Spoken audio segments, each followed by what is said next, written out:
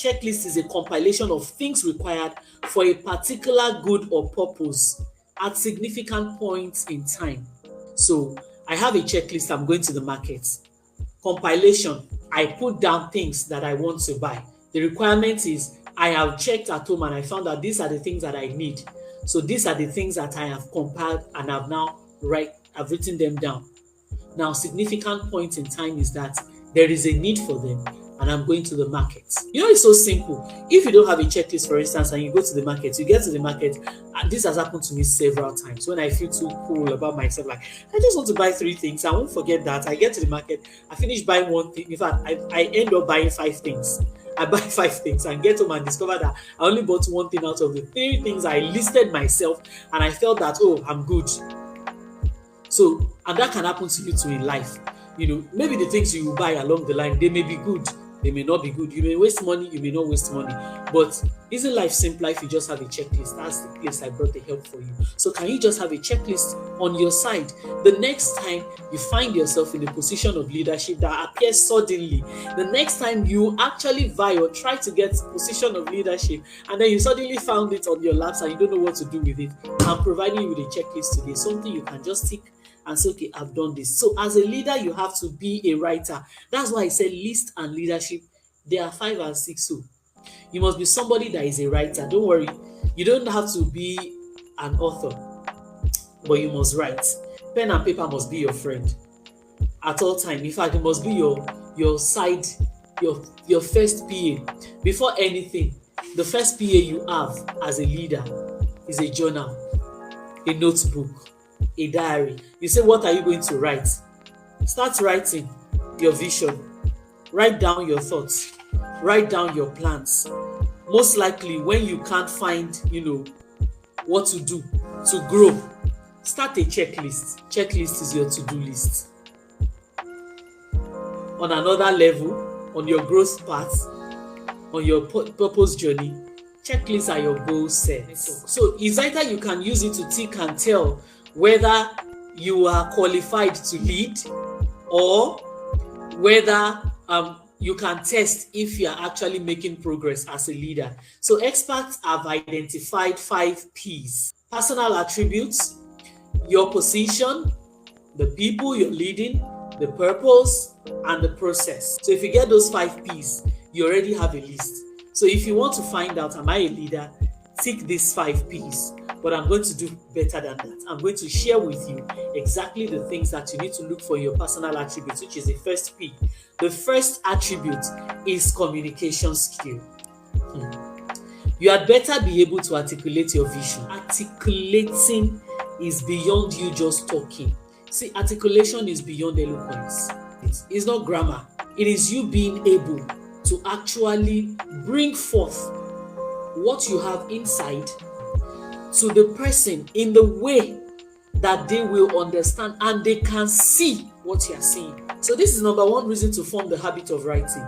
It will help you. Clarity is important. Consistently doing goal setting for yourself.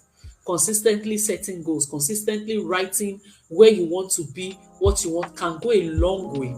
Because in the process of you writing, it can go a long way, to clarify your thoughts for you. You find the right words. You even use a word today and tomorrow you discover that, there is a better word to use. So communicate effectively. That's the first attribute you must have. The second one is honor the room. Call in the habit of gratitude. Because I told you something about gratitude. It keeps you humble. Wherever you are, whatever you find yourself, whatever you found, saddled with as responsibility, honor the people that have gone before them. Some of the problem that we have as young people today is that we did not learn that particular part. Honoring the room does not necessarily mean that they know better than you, but there is more likelihood that they know something that you don't know. Show some respect for what and who you have. Start from there. I remember one time I was once placed in a position to lead a department that only had 1 member. To the glory of God, by the time I was leaving, we had up to 10 members. But if I don't honor that 1 member, I might as well lose the 1 member. If I lose the 1 member, who am I leading? Do you understand? Maybe you have a group now. So maybe you've been building that group for 30 weeks, 3 years, and it looks as if nobody is there and all that. Honor the room. Honor where you are. Honor where you are. Respect where you are and what you have. It's an attribute you need to. And one key to it, be grateful. Be grateful for what you have. Stay humble. Number 3, take charge. This is how you do it. Operate the law of the lead. Operate in the law of the lead. From now on that you find yourself in that position of leadership, operate the law of the lead, which means that you must take responsibility for actions and inactions. So when you do something, or when something needs to be done, be the first to get there. Remember, you can't lead people to where you have not been. Be the first to get there. When things are not done, before you point a finger at somebody else, look at yourself first of all. That's what it means to take charge. I'm sure when you hear take charge, it looks like control. No, the take charge means that you take responsibility for actions and inaction. So when something is done right, when it needs to be done, be the first to do it. And when it is not done, be the first to point at yourself and say, this and these are the things that I could have done that wasn't done. You may never even need to point a finger at somebody else, but you know what? As long as you do that, you keep on developing as a leader, you keep on growing in your purpose journey. Number 4, be decisive, okay? Even when you don't know what to do, have and communicate a decision. So because I understand that in life, sometimes it's difficult to be decisive. If you're in the position of leadership, what are you going to do? Like that scripture, that particular story with Solomon. Imagine 2 women fighting and saying, this is my baby. But what I'm saying is this, even when you don't know what to do, have and communicate a decision. Let me give an example. For instance, you can say, I have looked into this and I'm yet to come up with a solution. Please give me 24 hours. I'll get back to you. I think it was Harvey Specter that used to say this. When they point a gun to your head, there are several other ways you can point it. The truth is, you're not going to find it except you actually believe that there is. So be decisive. Just know that you have to be, as a leader, you have to be somebody that makes decisions. It can be a difficult place, really, because it means that the other one will now be on your head. You know, the fact that whatever you do, you have to take responsibility for it. But hey, these are the attributes that are required. And remember, we are ticking our checklist. Okay. So that's number 4. Number 5, be persuasive. Whenever I hear persuasion, I'm thinking, are we trying to lie? Are we trying to convince somebody to, that's not what persuasion means. It means engage and endear to you, to your ideas. Don't just shove them. Endear. So your ideas can be lovely. This one works with your articulation too. So when you're articulating, there's a way you also communicate with people that you make them want to go with you where you're going. That's what it is. You can do the same thing for parents. You understand this one too. Maybe your children, they don't want to do chores. And you are now saying, can you imagine, we're about to wash. Do you know what happens when you put your clothes in the washing machine? It twirls. I say, let's twirl. Well, you can do that with your toddlers. You can't do that with grown people. Now I'm mother of preteen and teens. So you can't get that. But I just wanted to use that as an example. All right. So you find a way to endear to your ideas. Don't shove it. That's just the key. So be persuasive. Let them see themselves in what you are requesting they follow you to achieve. So these are attributes that you should learn. Let people see that you should have the attributes you should have. Let them see themselves in it. And some of you, that's the problem you actually have in your church leadership, because they can't see. Everything is pastor said, and then you're wondering. So because is monotony of sense. I don't know how to, and I don't want to spend too much time on it. So just they need to see it. Even God didn't shove his idea on Abraham. He took him through visions. He articulated, look at the stars, count them. 1, 2, I can't count it. That's exactly how much I'm going to bless you. This vision was so strong in him. It was so strong in him that when he was told to carry his son and go and sacrifice, he was going. This is the same person that left his father and his mother to go live in it and still go. There's a way you will communicate with people that, and it is not to lie to them, it is not, but you must endear them, let them see. Some of the issue we are facing right now in this particular country that I'm talking about is some people are claiming that the things that the policies are being done, they are being done for people. And my own is that if they are being done for people, the people cannot see it. You can't just say because you are in a position of power, you just shove it and say this is what we are going to do. You are there for the people. That's another thing you need to know as a leader. So you are there for the people, and this will even be a good opening for the next P, which is position. You are there for the people. Otherwise, if they are not there, you are not leading. You're on your own. So if you're even going to collect my money and invest for me so that I can reap, tell me what it is. Otherwise, I'm not going to produce it. And if I don't produce it, you may not even be able to make. I don't produce the money. You may not be able to make the returns, and I eventually will still call you a bad leader. So you see, either way, you have to do that. Let us see. Instead of coming with a show of force to say, don't do this, don't do that, while you are doing what you are saying people should not do, you might as well step out and dialogue and reconnect with people, because apparently you are making decisions that is not connected to people.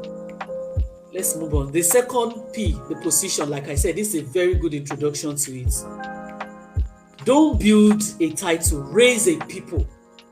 Don't focus on building a title, because some people assume that they don't know actually. So they pursue the title. I must be this, I must be this, I must be, and they try to get the position at all points. But by the time you get there, you realize that it's not the position that makes you the leader. It's the people, it's the purpose, it's the vision that you have to carry. Not that you now finish carrying it and then you start gallivanting all over, because you realize that now you have what you have been looking for. You finally have it in your hand, but you don't know what to do with it. But now that you are saying this, I believe that there will be change, right, for the better if you are in that place. So don't build title. Focus on the people. Raise people. How can you do that? Be approachable. Collaborate.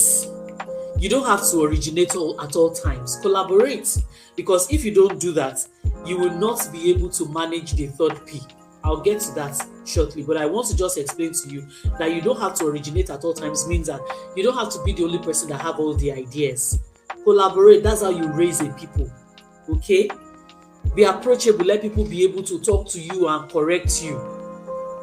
Allow people to be able to speak, allow people to come up with ideas, and then it can help you to coordinate. So when this one brings this, the other person brings this, you'll be coordinating. This is how you raise people. Coordinate instead of being the only one and only. All right, and when you do that, you are able to connect skills for common goals, and it will also pay you. You will not overwork yourself. So you will discover that God has already given to you all the people and all the skills and all the resources that you need all around you. So if you're able to do those first two, if someone can approach you, they can bring ideas to you. If someone can bring ideas to you, you can collaborate. If you can collaborate, it means that you can coordinate other people and say, this person have this one can do this one. You bring them together. That's how you raise a people. Then motivate, boost morals, consistently lead them into winning methods. Sometimes you may not win, but always boost them. Cause them to, win. Cause them to do something that leads them to win. Then celebrate when you move. Don't leave your team behind. Don't be the only person that is the winner. Celebrate all the people that are with you, however little they contributed, even when they annoyed you. Celebrate. These are the things you will use to raise the people instead of pursuing the title. All right. So that's for the second P. The third P. Identify key resources and skills. Develop resources, promote skills. So when you have identified key resources and skills, what you do is what? Develop the resources, promote skills. How do you develop resources? Whatever you are given, find a way to multiply it. Promote skills, allow people to exercise their skills, allow them to grow in it, and then keep on handing over responsibility to them so that they can continue to build themselves. This is a special attribute of a leader, because if you do not do that, it means that you will not have that transference. There's something, you'll not be able to hand over power. You will cut down continuity. See the articulation thing I was talking about? What I was looking for is the word continuity. There'll be no continuity. Imagine if Jesus came and never raised 12 disciples. Imagine if the 12 disciples did not follow the instructions and just go and sit down with the 120. Imagine if do you understand? That's how it is. So there must be that in you. And that is the key, to it. Be able to identify key resources and skills. What you do with them is develop resource and promote skills. And I've just explained that. I'm not going to go back. The fourth P, understand your goals. Understand your goals. I've been saying PPP. The first one is personal attributes. Second one is position, and the third one is the people. So what you do with the people is that you identify key resources and skills. That's what I just finished. Now this one is for purpose. How do you handle the fourth P, purpose? It is that you understand your goals. You understand your goals. What are the goals of this particular position I've been placed in? What are the goals of this particular project that I am handling? What are the goals of this particular journey of purpose that I'm about to make? What are the goals? I didn't even say vision. Now, what are the goals? Because sometimes you may not be the owner of the vision. So you must understand what the goals are, what is expected of you. Your purpose is God's vision for your life. You actually living it is you understanding what his goals are for you per time. So you need to ask him. That's why you have to ask from the person that originated you. So you need to ask, what are the things that I'm supposed to be doing in this time of my life? What are the things I'm supposed to be doing in this particular time of my life? This is how you set the goals for your whole life. So you need to know the goals. If you're going to lead, get clarity. You can be uncertain, but you must never be confused. It's like you setting out on a journey and you discover that you suddenly realize that the landmarks have been eroded and all that. You are not confused. The landmark is eroded, but you know where you are going. So if you find someone on the way, you can ask them questions. That's the difference. So understand your goals, get clarity. All right. And the last P, which is the process, what you need to do is have clear plans and strategies. From time to time, each time there is a challenge, clarify those goals. Each time you guys come in a crossroad, clarify those goals again and show them how you're going to get there. The clarity is that the plans, you are discussing the plans. You are consistently bringing it to them. Strategy is how you get there. You must consistently, you can change strategies. You can have one plan and have several strategies. Okay, so you work on strategy, it did not work. Clarify the plans again, and then strategy. Show them how to get there every time, and make sure that everybody gets it.